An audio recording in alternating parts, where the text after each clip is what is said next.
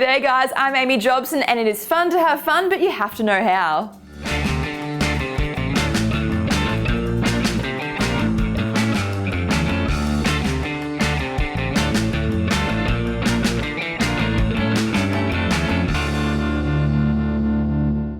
Wednesday marks the anniversary of one of the most beloved and well-known Dr Seuss books, Green Eggs and Ham. If you're like me, you spent your whole childhood and perhaps adulthood wondering what the hell green eggs and ham were and why there was such a fascination. I mean, it's just basil in the eggs, right? Anyway, back to the author who changed my life and 500 million other people's lives. A quick warning, things are going to get a little weird. We're going to hit you with some less well-known Dr Seuss facts. First up, he wasn't a doctor. His name was Theodore Seuss Geisel. Seuss, pronounced Seuss, was his mother's maiden name. The whole doctor bit was added as a joke, but he was awarded an honorary doctorate later in life.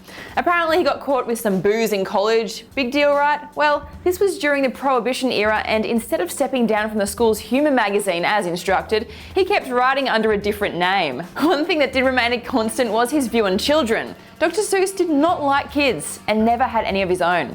In fact, he never cared much for adults either. It's fair to say he wasn't really a people person. So where did he get his ideas from? This was a question the doc hated to be asked. One source of inspiration was his mother, who would sing him to sleep, and the other was bets. For example, I bet you can't write a book using only 50 words. The result? Green Eggs and Ham. 50 words used across 62 pages. I mean, there's illustrations of course, but solid effort. Still, the book wasn't without controversy. It was banned in China for being anti-communist and banned in Californian schools for its homosexual innuendo. What? Those accusations seem tenuous, but Seuss was subversive as hell and politically aware. During World War II, he made his living drawing some rather upsetting racist propaganda, but later expressed regret over this. He also worked on the propaganda short Our Job in Japan, produced for the soldiers occupying Japan after the war. This was turned into a 48-minute doco designed for death, which won an Oscar for Best Documentary Feature a few years later. The beginning of another peace. Peace, if we can solve the problem of 70 million Japanese people. Oh, and check out the porn he drew. Yeah, those are nude people drawn by Dr Seuss. We haven't read it ourselves, but we can only imagine the rhymes he came up with.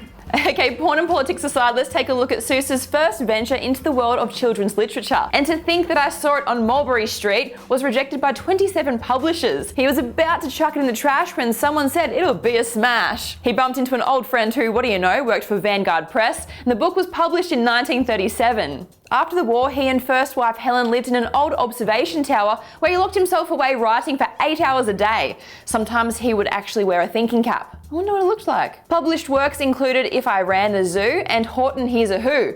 The man's so clever, even his titles rhyme. It was in '57 that the tables officially turned, cementing the author's place in the history of children's literature. In response to a Life magazine article criticising children's reading levels, Houghton Mifflin and Random House asked him to write a children's primer introducing them to 220 words. The search began. Which of the selected words rhymed? It was there that he found cat and hat. Yertle the Turtle and Other Stories was published the following year, which was based on Hitler and was written as a response to fascism.